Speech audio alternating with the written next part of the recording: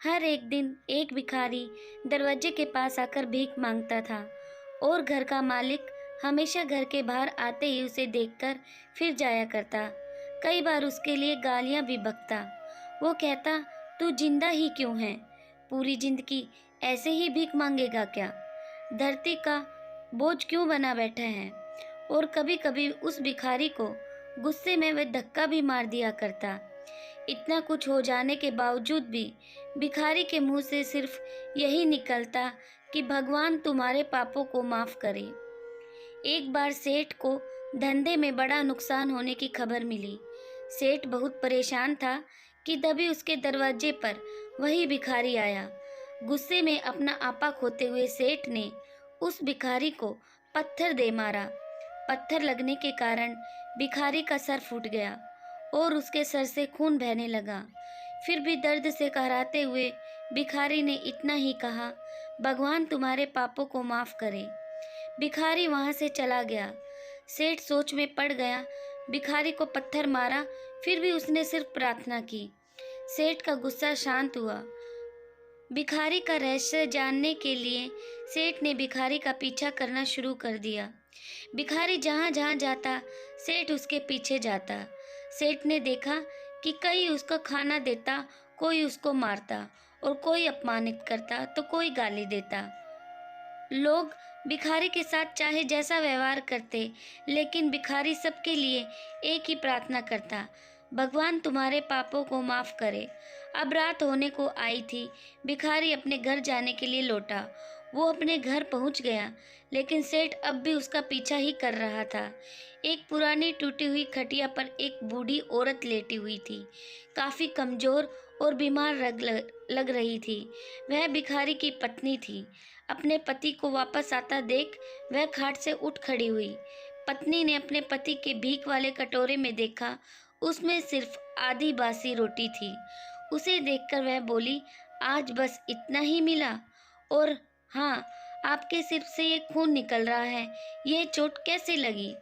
बूढ़ा भिखारी बोला, आज बस इतना ही मिला, किसी ने कुछ दिया ही नहीं।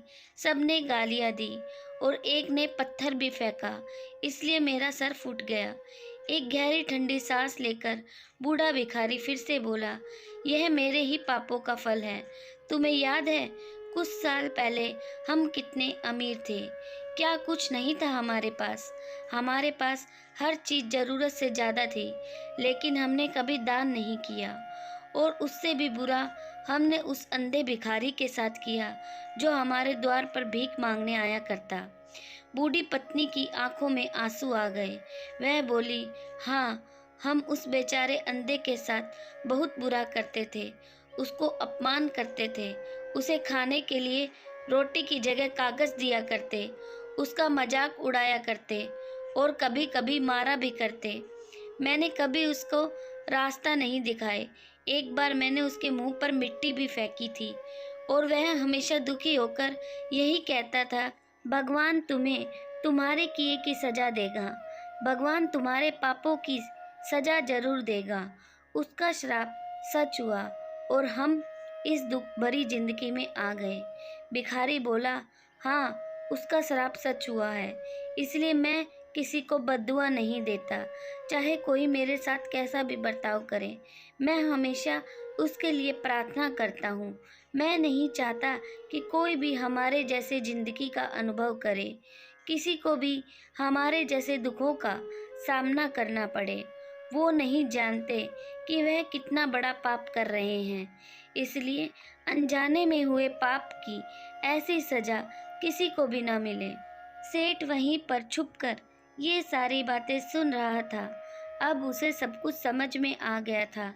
भिखारी और उसकी पत्नी ने वह आधी रोटी मिल बांट कर खाई और भगवान को धन्यवाद बोलकर सो गए।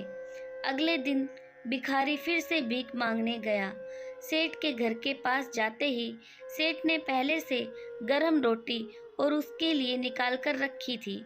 उसे देते हुए सेठ ने विनम्रता से बोला, माफ कर दीजिए बाबा, मुझसे बहुत बड़ी गलती हो गई। बूढ़ा भिखारी बोला, भगवान तेरा भला करे। इतना कहकर वह आगे निकल गया। इस कहानी से जो सीख लेने लायक है वह बड़ी ही सिंपल है कि आदमी चाहे किसी के बारे में बुरा कहे या भला करे, लेकिन भगवान सिर्फ कर्म के हिसाब से उसको फल देता है। क्या हुआ अगर भगवान नहीं देखता, लेकिन यह बात बिल्कुल सच है कि उसके खाते में सबका हिसाब किताब बहुत बहुत पक्का होता है। इसलिए जब किसी के लिए कुछ भी करो तो अच्छा ही करो। दोस्तों, उम्मीद करती हूँ यह कहानी आपको पसंद आई होगी। कहानी अच्छी लगी तो प्लीज़ वीडियो को लाइक, शेयर एंड चैनल को सब्सक्राइब ज़रूर से ज़रूर करें। धन्यवाद।